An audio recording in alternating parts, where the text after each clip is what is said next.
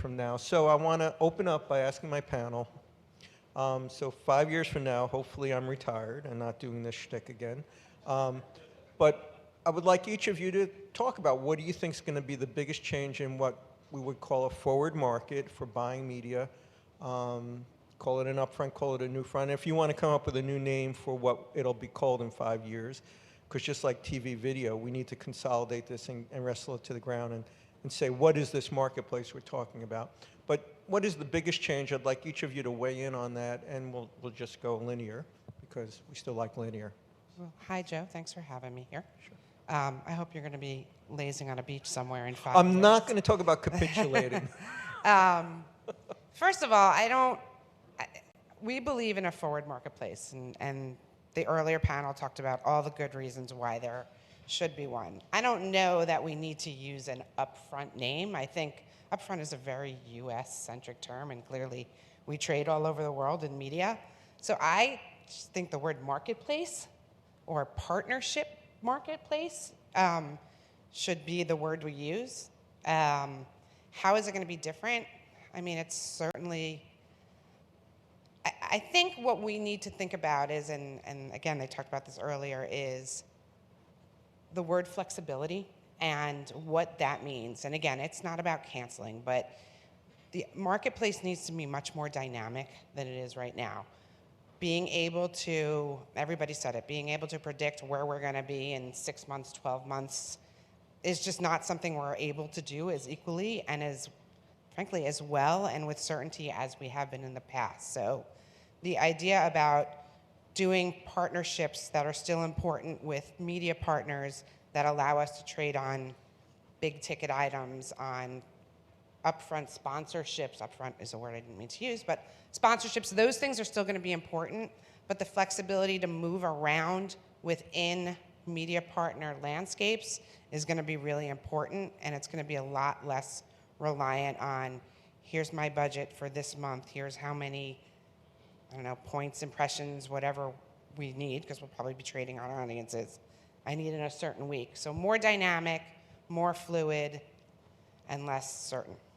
More better. More up to date. Before Jason jumps in, I just want to say I specifically wanted to have Jason and Barry on because I feel they're very neutral right now. They've got no axe to grind. That said, grind some axes. I have so many axes, you have no idea.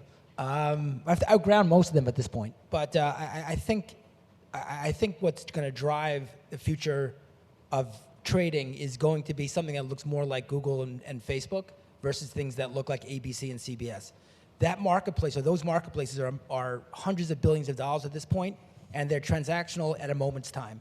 And as creative becomes more dynamic, as these marketplaces move from linear to streaming, and therefore they become more dynamic and more insertable, the money flow will logically follow in that direction, which is going to become less reliant on, I'm going to do a deal, I don't want to call it I.O., but I'm going to do a deal in May or June and hope that I made the right decisions with information that's not really readily available to me versus an impactful way of entering a marketplace, which is not necessarily that moment in time, but certainly closer to moment of sale. Joe, thanks for having me. And I actually like the name Upfront. I think there's something very nostalgic about it, so I sort of don't mind it. I think that our Upfront or our marketplace will be transacting using text prompts and AI. And I think that, so there'll be a lot more automation. I also think that the Upfront will move more from scarcity, which I think will continue to be important, although it might not be scarcity of inventory, it might be scarcity of data, to access. So like when you think about ChatGPT, right, we went from 3, 5, 4, and soon we're going to be launching 5, right? Imagine a world where you have early access to these large language models before anybody else, even if it's just for a week or two, what you could do with that and what kind of an advantage that would give you. So I think that early access might become a bigger part in how we negotiate a futures marketplace moving forward. I think it's hard to go towards the end because we can just violently agree with all of you guys.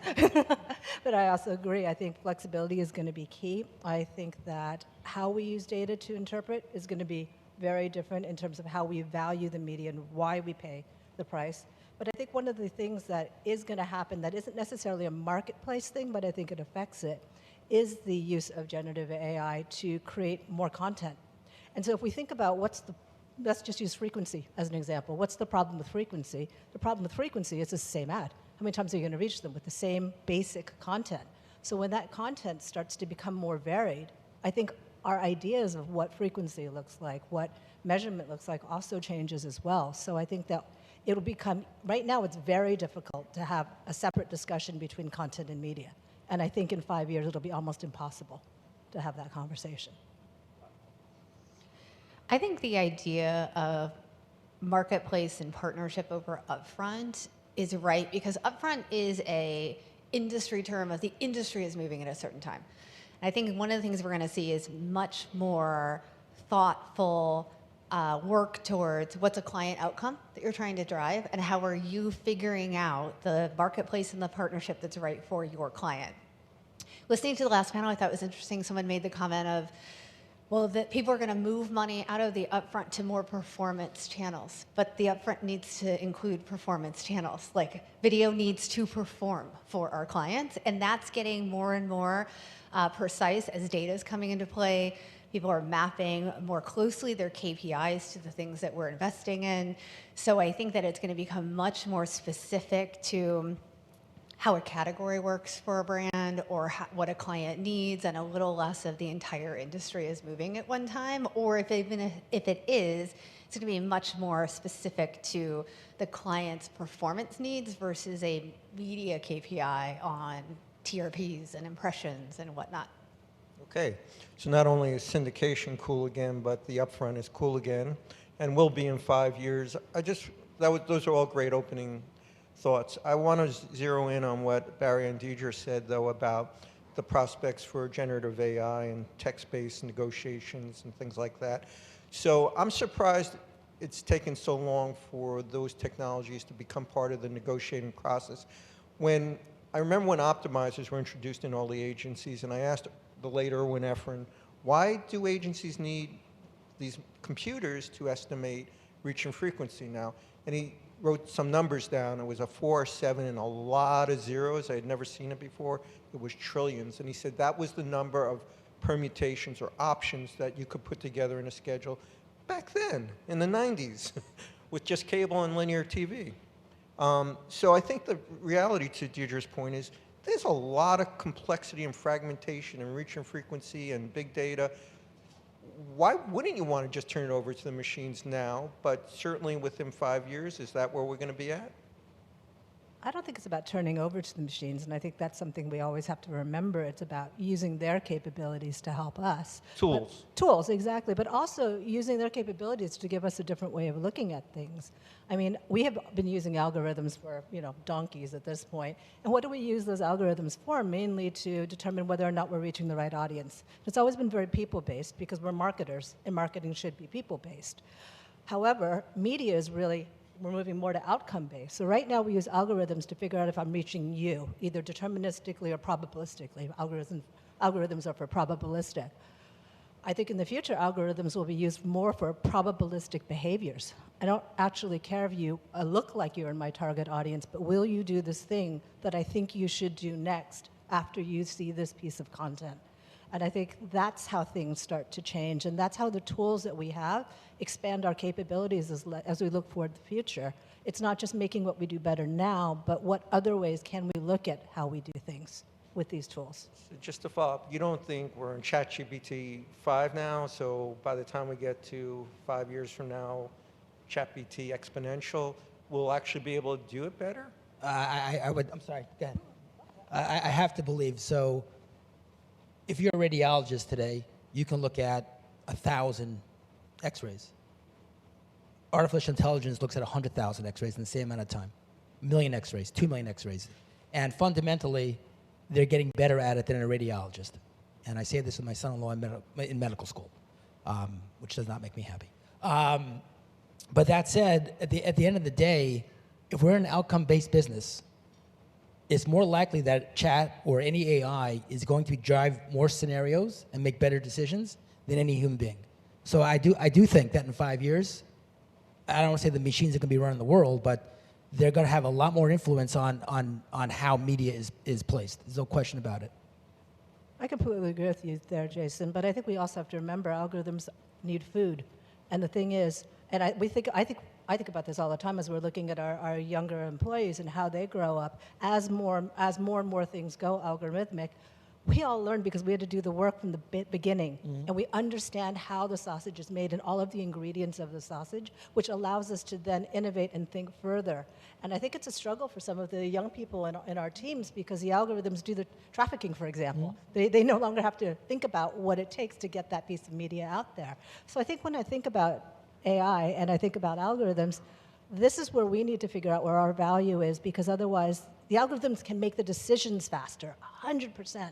But what are they basing those decisions on, and why do they make the decisions? It's still the human factor that I think needs to be, we need to figure out what our value is, basically, Well, before they take over the world.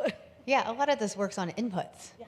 And so if you don't have the inputs, or if everyone inputs exactly the same, then everything becomes exactly the same. So I agree with you. I think that there's going to be, we need it for speed, we need it for continued automation, we need it for faster decision making, we need all of that. But I think that if we're not watching how the inputs are creating the output, then we're going to end up with just, at least right now, garbage. Now, it's going to get much stronger and much better, and it's going to think for itself, and that's hopefully more than 5 years. So we're talking 5 years is actually pretty close. Like, we'll turn into that soon. But for anyone that's played with, like, a ChatGPT, it's amazing. But there's a lot of times where you'll input something that it outputs something that makes zero sense to what you're working on. My fear is for the younger employees that they won't actually have to think about the inputs because they will be so used to it being automated, and they don't necessarily have the history to be able to say, I want to input this to get something interesting. It also gets rid of the idea of discovery. It assumes we know everything we want when we're going into the process, versus how many times have you had a conversation with someone, seen a presentation, learned new data sets or something that opened your eyes to something new that you didn't know before? We're going to eliminate that discovery if we get to a point to where we're, having new college grads just input the same specs and parameters to have it be fully automated. Prompt writing is going to become a gigantic skill. Yes. Yeah. It's also very history-based, and we're all seeing that everything is changing so quickly that you can't necessarily rely on the past to make decisions on the future, right? And then the other thing I would say is, and you just said it, 5 years is not far away. It's still a little clunky. Yes, it's going to grow. It's going to get better. But I don't necessarily think it's a full-in 5 year we're going to make the change. And frankly, I got more than 5 years left in my tires, so I hope it doesn't. Yeah, I can't afford to retire in 5 years. But I think it's also planned wastage, because we tend to think about algorithms and all of this in terms of efficiency and how do we eliminate wastage. But I think we need to plan for wastage, and it's super important. And I can't remember who said this, and hopefully some smart person in this room will tell me. But I heard once somebody explain that you don't start wanting a Porsche when you're in your mid-30s and can start to feel like you can afford one and start to save towards one. You start lusting after a Porsche when you're 6 years old, going vroom vroom with a car. Do you know what I mean? So planned wastage. Wastage is important. Wastage is really important, which was, I think, your point, Shelby. Yeah, yeah. Yeah, so the industry has evolved over time, and things that humans used to do are being done more by machines. I remember when I started out, you had these giant spot TV buying groups with hundreds of people in the markets. We don't do that anymore. We now have TV reach optimizers. We now have more advanced algorithms. We're starting to play with ChatGPT and generative AI for creative and for media strategies. So will we get to the point, I think I heard you all say that these are human-moderated tools, but will we get to the point when an upfront goes down, it'll be like War Games, the old Matthew Broderick film, where the machines talk to the machines and the humans just sit back, and they sign off on the deal. We were kind of talking like a bidded marketplace to some degree. Like you're putting it all in, and then there's decisionings on who gets it, which we're in much of the media that we run today. It's Right, you just do it the manually evolution now. of that, yeah. But why can't it be done in 20 seconds or nanoseconds Because through you machines? can't do sponsorships that way. You can't do a lot of the innovative work that way. You still need people. You still need ideas to figure that out. So I don't see it happening anytime soon. There's also a lot of ad innovations that you have to test and learn, and you need people to discuss that. What I will say is that some of the sausage work we do, like we still do estimates for the upfront. I don't think you need people to do that anymore. I think for sure tools can help us do that in a much quicker and faster way. So after the schedule's announced, you sit in a room with your colleagues? I don't, but there are people who still do. Yeah. Cool. By the way, Wayne went a little early in this panel, but if you have any questions, I'll turn my head and just raise your hand and we'll get into it. This is an opportunity to jump into the future and ask some experts how it'll net out. You know, so given all of this automation, which everybody's talking about, is here and coming, I think we're going to be spending a lot more time around insights, around the why things are happening. I don't know if we spend enough time doing that, and I've always thought whoever has the best insights wins. But what's happened is who's ever had the best lower funnel ROI has won. And I think that, you know, to your point, that if we have a lot of the same inputs, we're all going to be chasing the exact same ROI, and you know, we're going to be having fractions of optimizational improvement. So really what's going to be differentiating for our clients and for all of us are going to be the best insights. And that's going to be around interpretation. And that is a lot of human involvement to do that. I love that point because remember, we're marketing to humans. So we're using all this technology, we're using all this automation, we're using all the algorithms to make human beings do something. And human beings can be unpredictable. So if you work with any brand who thought that they were going to launch a campaign 12 months in advance, it would be great. They launch it out and it goes terribly and it becomes a PR issue and all these things are terrible. Know that there is only so much prediction you can do on groups of human beings. And I think that that's going to continue to help. There need to be an insight. I think that's huge. And you have to be able to adapt to real world circumstances. Ultimately, something goes wrong or there's a brand safety issue. You can't rely on a machine to do that. You got to do it quickly and you got to do it yourself. Okay, but we're still talking about 2023 AI technology. Why, given the exponential rate of improvement, why won't machines be better in 5 years to understand all those human occurrences or brand safety issues, all those other things? You just don't see it? I think human thought, it can pivot and be influenced really quickly. And so think about the culture and the conversations that are happening today post-COVID, post so many things that have happened in the world that couldn't have been predicted 5 years ago or 4 years ago because it's based again on history. I think Dani said it well, like this is all based on historical. But things happen in the world that aren't computer-based that change history and change the culture of the world or the US. And to predict how humans will respond and that all humans will respond the same. Yes, maybe AI will be able to do that and think for itself. We read all those articles, but there is an unpredictability in human beings, at least right now. Yeah, and I think one of the things AI gives us is the ability to evaluate the permutations, and so therefore different strategies against all of the unpredictable things. But at the end of the day, a brand is an emotion. A brand pulls and elicits an emotion, and it's sort of like imagery. It's right or it's not right. You have a picture in your head, and this is why generative AI still isn't as good in imagery as it is in text, because you have almost no flexibility when it comes to your mind's eye. And so it's right or it's not right. And so I think when you think about the permutations in the future, a brand will know, based on all of these things I could do, what is inherently right for my brand, and that brand manager, that CEO, will still need to make that choice. I think that's one aspect. And the other aspect is, and this is going to be a little controversial, I think we as humans have a hard time accepting absolute responsibility. And so we need a team of people to bounce ideas off of, because number one, it makes us better, But I think also as humans, I think we're all really uncomfortable being ultimately responsible. And so if you take the agency out, if you take the partners out, if you take your different departments out and you give that all to a computer or to AI, it might work if you're a small business because you are your brand, but I don't believe it'll work for a large corporation, much less a multinational corporation. You know, I want to go back to something that you had said early on, or that I responded to, which was that the upfront was going to include a level of scarcity, a level of access.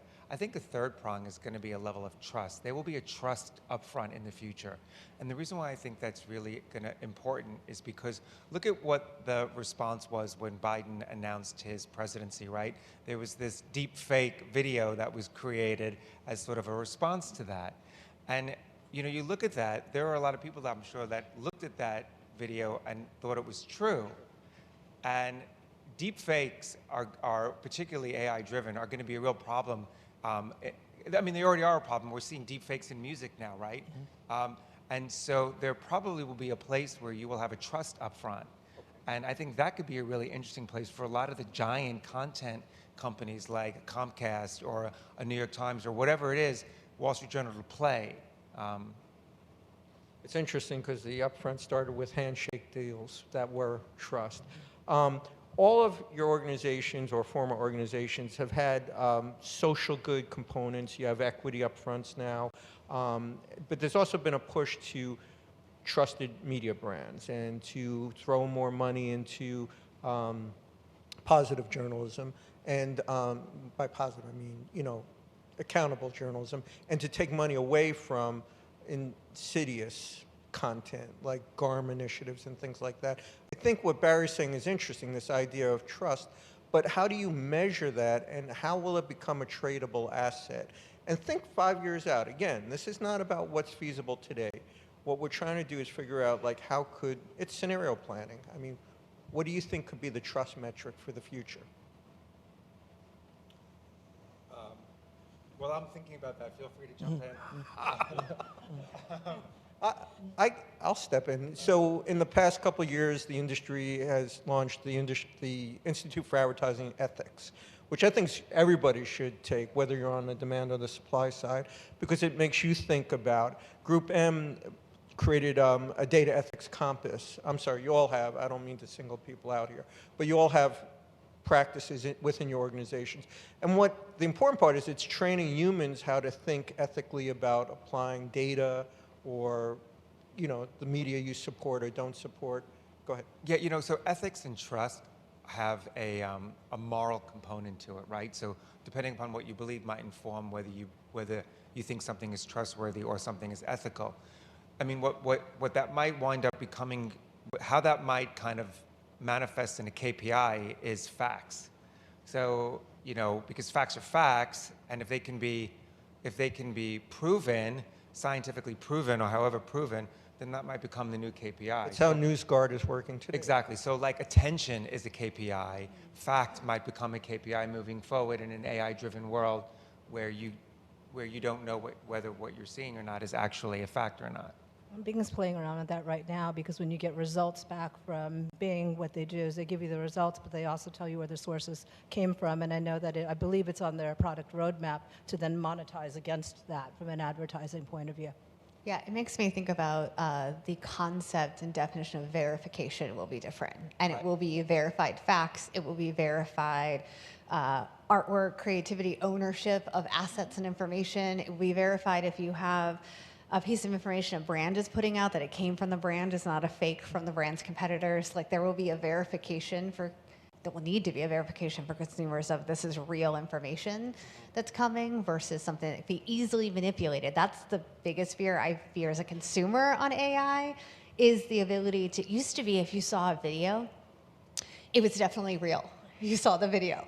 And now you look at it and you're like, oh, that can be easily manipulated. So this idea of like a verification of this is real, but then who decides that? But who does it? Do we go, so you just said NewsGuard.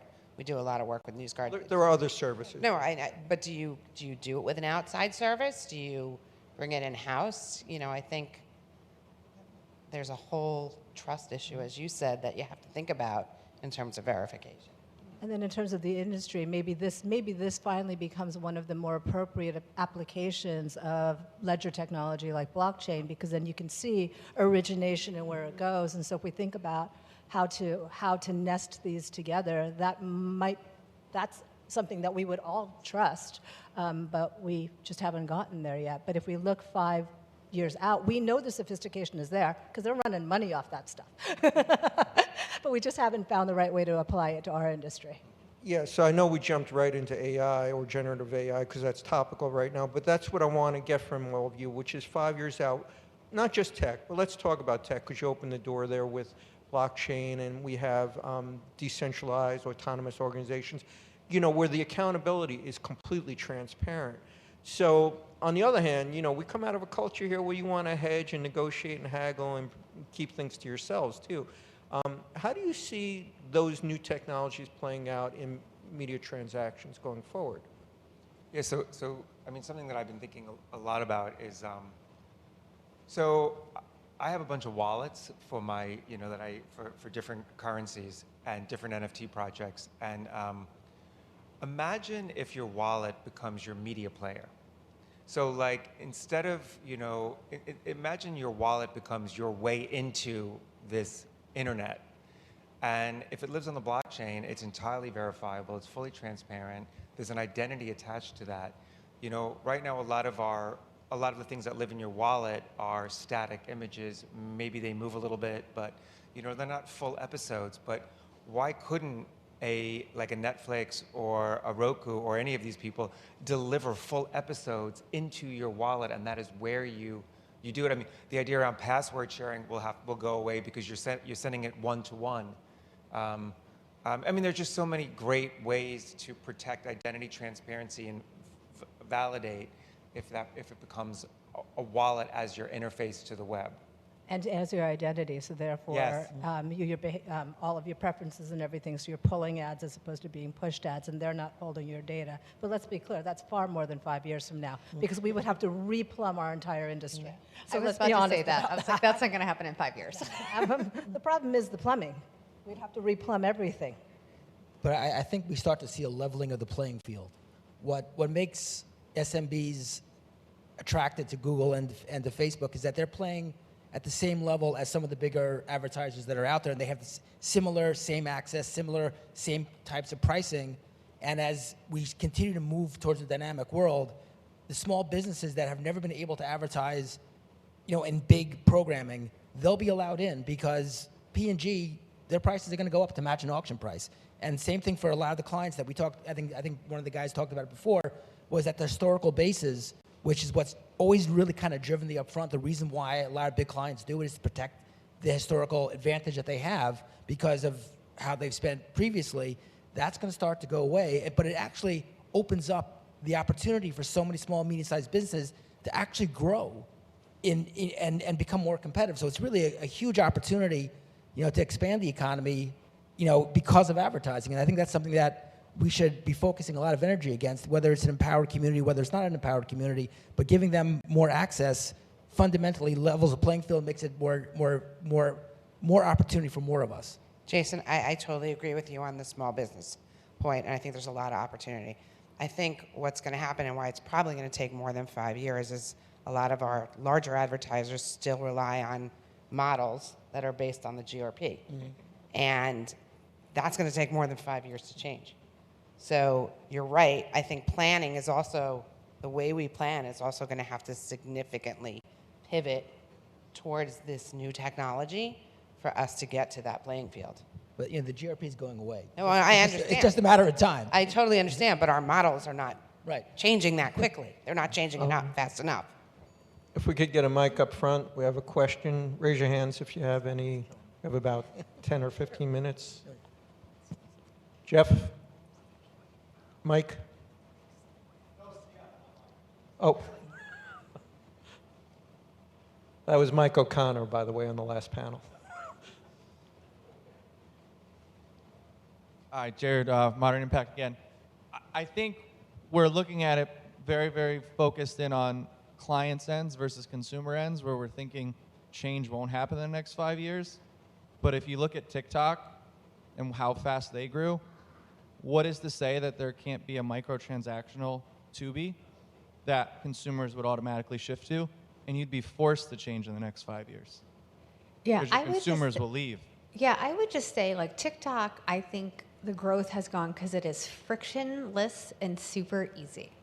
So consumers just have to sign up and start swiping, and it's amazing, and it's fun, and it's shareable, and people love it.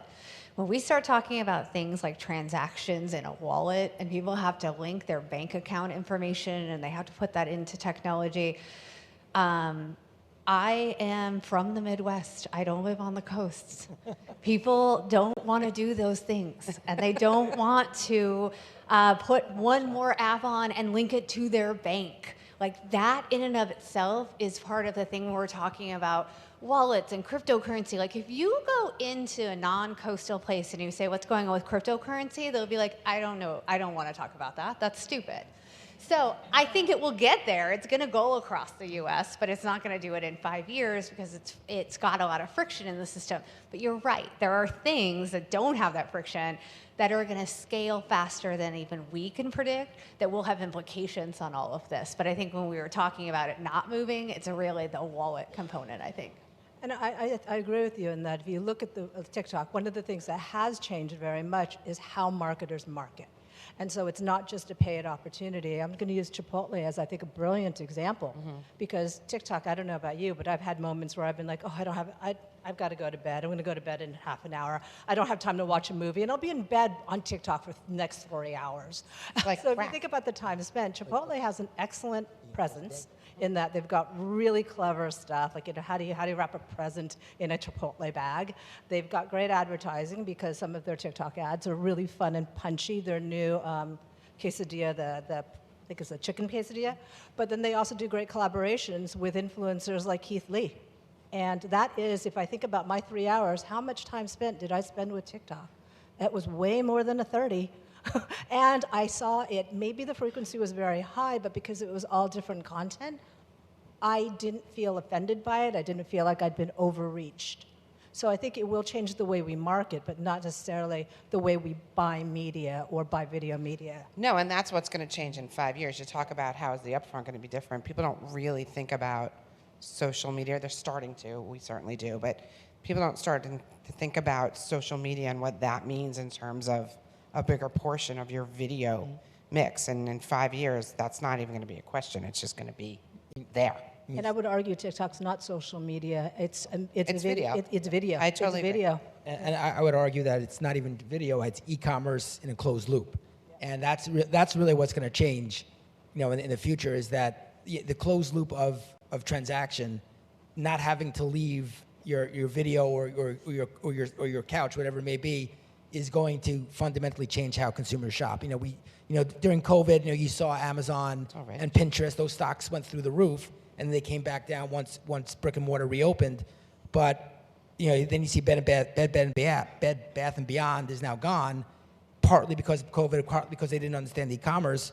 So advertisers who understand how to work within a closed loop environment will become way more successful than those who are hopeful. TikTok had precursors. There was WeChat and Baidu, and the Chinese culture was different than the Midwestern bi-coastal states. So I think culture eats media futurism for lunch. We learned a lot from COVID. What is the biggest cultural shift you see taking place in 5 years, put tech aside, that will transform the way we buy and sell media? I still think it's that behavior on TikTok. I think that many US-based media platforms had been trying to replicate what they had in China, which is these all-inclusive systems, and they went after it because they were looking at WeChat. Often you try to model after what you look at. So this is why I don't think algorithms will take our jobs. And so they tried to lock it into the messenger, because that's what they saw. They saw WeChat as a messenger. They did not see WeChat as what it was, which was an all-inclusive platform that allowed multiple things to lock into it. And that's what TikTok created. I think that the way you described it was perfect, Jason, as a closed-loop system. So. Well, should we be thinking globally and acting locally? I mean, these are different cultures between the Midwest and China. I mean, right? I mean, Yeah, but people in the Midwest are on TikTok. And I think No, they love TikTok. Exactly. Yeah. Well, we're Yeah. taking They're it not, away. but they're not e-comming. I hope they're not in Montana, because that's But- going away. Yeah, except Montana. Yeah. Yes. I'm talking people, not governments. Any other big cultural shifts you see? I think we talk a lot about ESG, sustainability, equity, carbon footprint reduction. Those are all going to be more upfront, and we're going to have answers. We're going to be able to trade. I think this is where AI is going to help us identify environmentally good places to insert media. I think that's going to be much more upfront and part of the conversation than it is now. Consumers still want brands to take responsibility for their actions until they don't. And Bud Light, say what you want, they misunderstood their consumer. And did they do the right thing? I would argue that they didn't do anything wrong, but they didn't understand their consumer.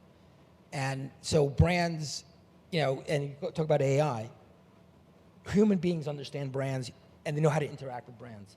Algorithms look at data sets and say, well, this should work because it worked over here, here, and here.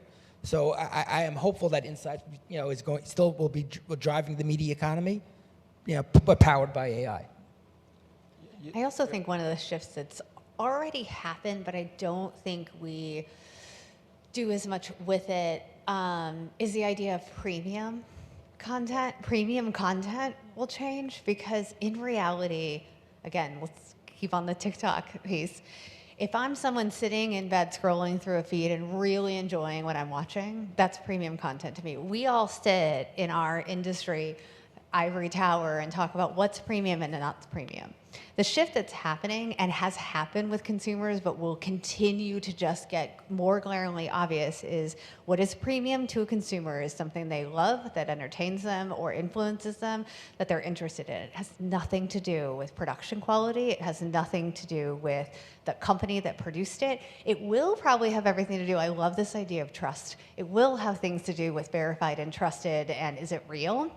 But I think this idea that this is premium and this is not premium in buying and planning is something that will have to go away.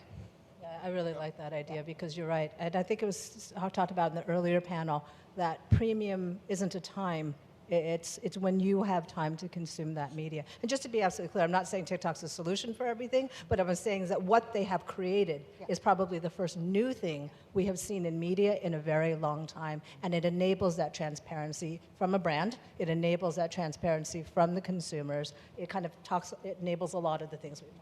So you buy digital media that way and have for some time. We saw in the DirecTV presentation, you now have addressability to be able to execute that at scale on national TV footprints. How come we don't do the same thing with all media? I think we don't have enough content, to be honest. I That's think where that, generative AI comes in. exactly, and that's where I think generative AI becomes really important, is the ability to create those manifestations of content. We've had the ability to dynamically insert for quite a while across multiple channels. And even in the channels that were born from dynamic insertion in terms of digital, we've never had enough content to actually give the consumer what they really needed or wanted, which is a better view of the brand. It's those creative directors. And it's also cost, to be fair. I mean, Yeah. when you look at an addressable footprint versus a non-addressable footprint, you start doing math, and I think the point was made before about is the Porsche, the BMW. I think it might have been BMW, talking about you create a sale when the kid's 6 years old, and end of the day, if you only do addressable media, you've lost out on that opportunity to reach a 6-year-old who may actually buy your car when they're 30. But when I think about it, if there was somebody from Google here, they would be pointing at YT and saying, by the way, YouTube is 8% of all the streams right now. And they're bigger than ABC, they're bigger than CBS, they're bigger than NBC, they're a tenth of the price. Why are you not investing more money here? They only have 1 million subs, apparently. No, not YouTube. I'm talking about. I'm sorry. You're talking about Netflix. Netflix, sorry. Yeah. I want to go back and answer your cultural question. So I think that culturally, because we are talking about a marketplace being the upfront, I think that right now we've spoken for many, many years about total U.S. households, and we've spoken about how the country is comprised of 210 DMAs, We've talked about, I feel like we've referred to the land called the United States as one giant marketplace. I think culturally what's going to happen is that we're not going to start at the total. We're going to start with 50%, 50%. And I think culturally we're going to be looking at two different marketplaces. And I think we're going to develop strategies to address both of those marketplaces moving forward. I think we're going to stop transacting as one country and one media marketplace. It's going to start with, unfortunately, and this makes me incredibly sad, but I think that we're going to be operating within two different marketplaces. Yeah, I mean, hasn't media in a way already fragmented our culture? Yeah, okay. We have maybe time for one more question up here.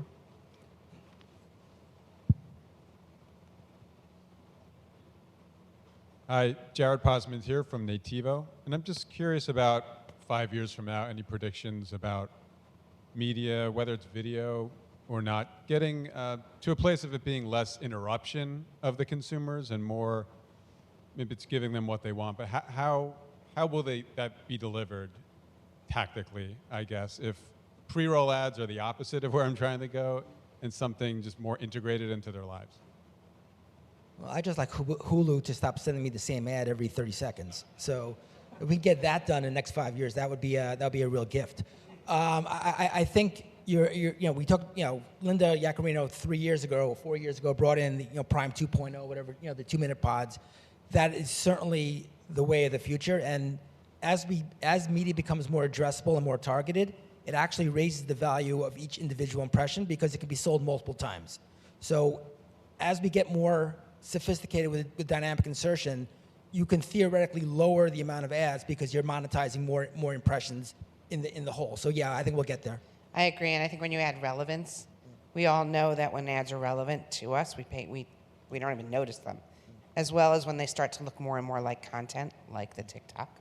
So I think as we get more relevant and we're able to your point, insert it dynamically, it will become less intrusive.